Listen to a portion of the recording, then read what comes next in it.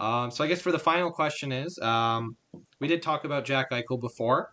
Obviously, he hasn't played yet, but he is. We have seen him in that red jersey practicing with Vegas. How do we feel about that? How we do have a Buffalo fan here, so how is Buffalo doing from the spoils of the Jack Eichel trade, and what are our predictions for Jack Eichel with Vegas? Uh, yeah, I think, to be honest, I think it's worked out better for Buffalo than I would have anticipated. I thought that Vegas got absolutely steal when it was first. It's funny, I remember, when it first broke and Austin was dead, radio silence for like 8 hours. And I think it was 2 days. I thought he just like threw his phone in the river and just like left home and just started walking north to see like where he could go. Edmonton. Because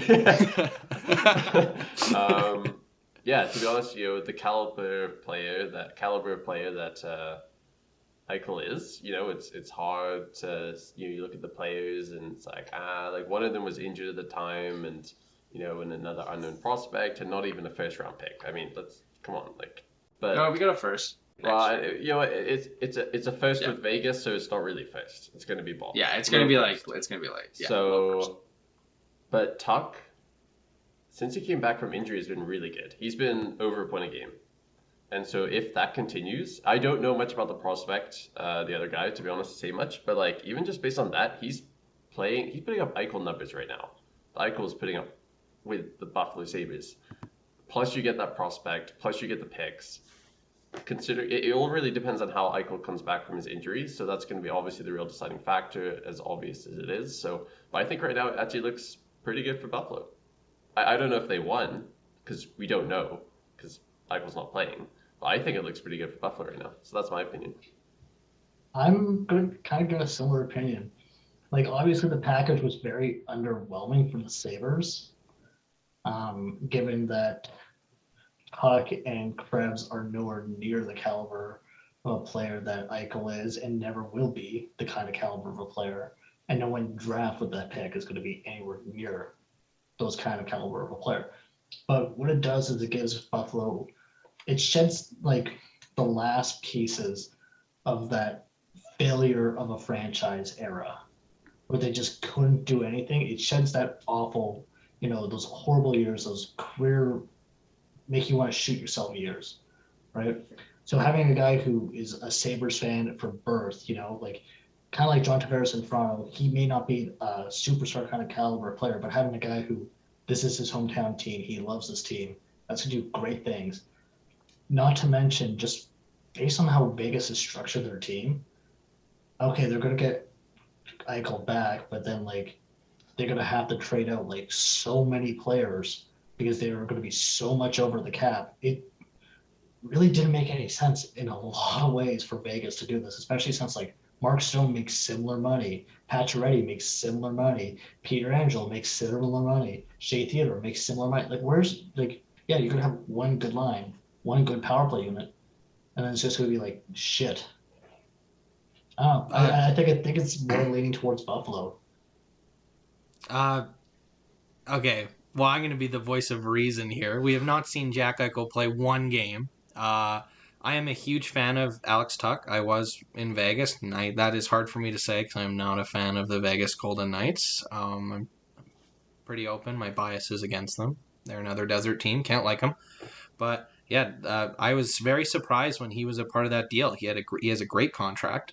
He's a big, tough guy who gets points. That is a playoff guy right there that you want on your team. I want that guy protecting my players and scoring out there.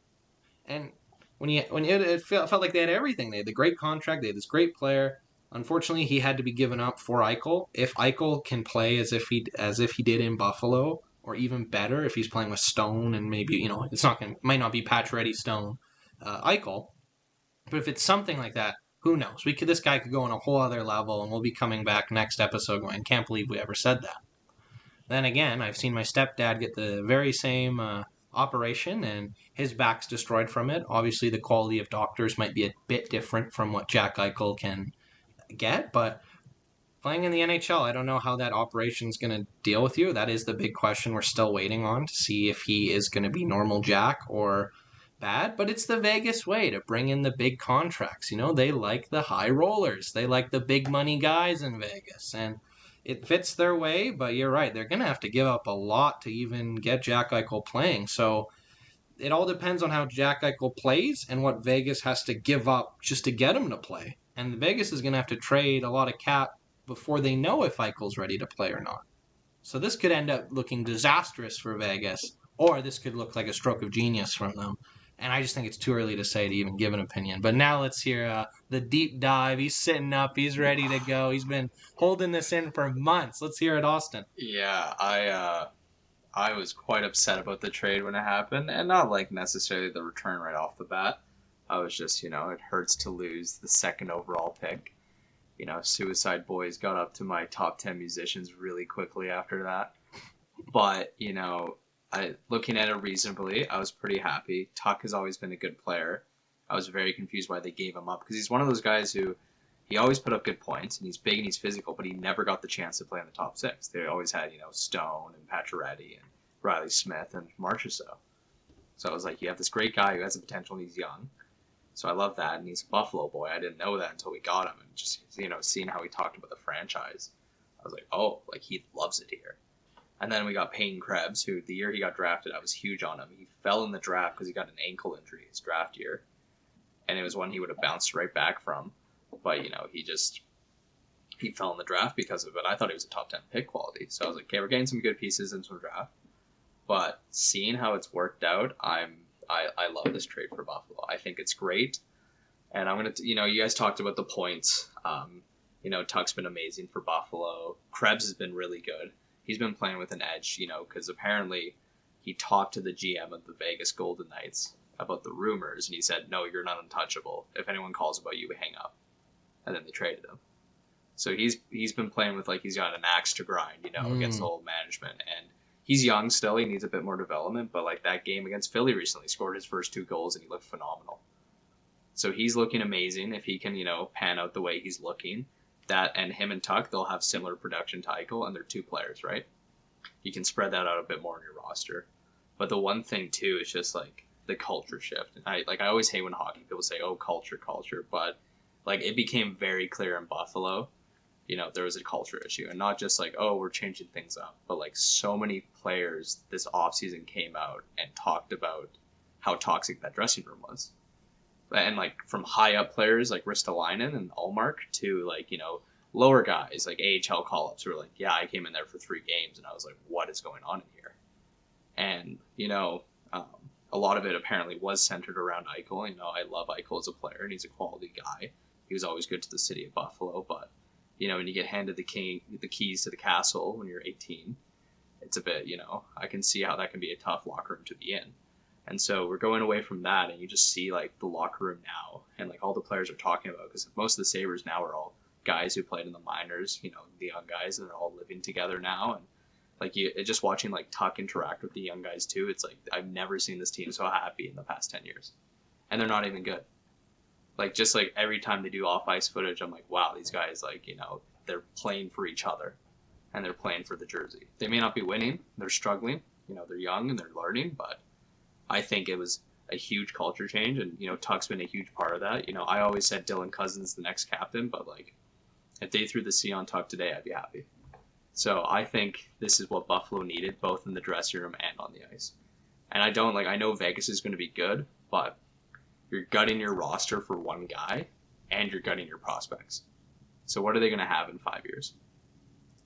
I think for Vegas, which is something we haven't seen yet, is they haven't had that taste of defeat. They have always been a good team, and it's Vegas.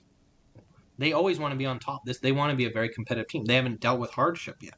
Or when you're trading every prospect you have, every time a guy comes in and doesn't do well, Vegas gets rid of him right away. It's going to quickly turn into a place, in my opinion, that a lot of players are going to be scared of going to. They're going to go, I don't want to go to Vegas and get traded out within a year, and other players might be up for the challenge, but I think Vegas might be screwing themselves in the long term, especially because they have all these huge contracts now, where they're going to be great for a while, but when Vegas falls off, I think they're going to fall really hard when they do, because they just every year seem to trade everything they have.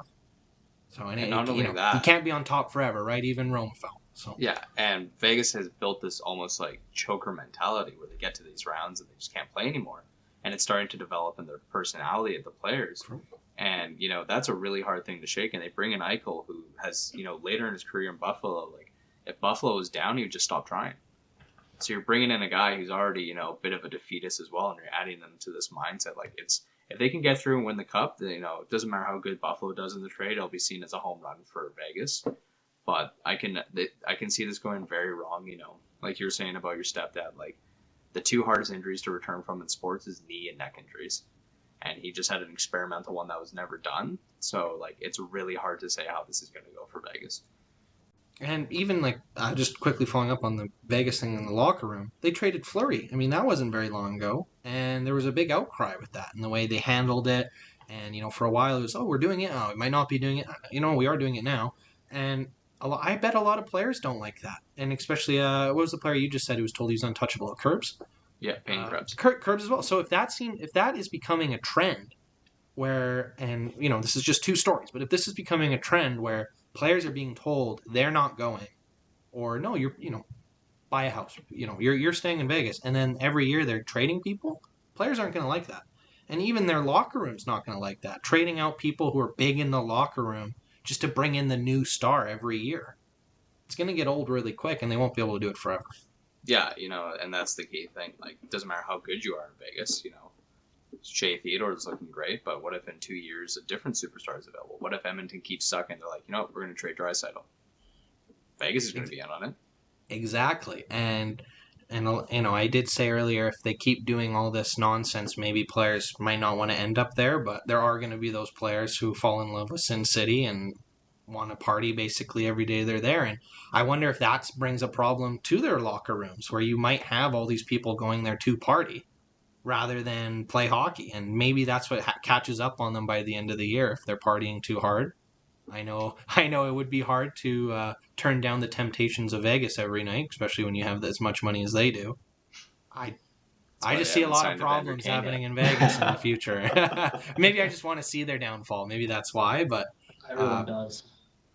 And with Buffalo, I think it is a great story, and I think it's great to hear you say that, where you're like, the boys are enjoying themselves. As a Coyotes fan, I've definitely seen teams give up, and it's hard to watch when teams give up, but good for Buffalo if they've had that flush. Maybe it's bigger for them off the ice, and maybe that's what they needed.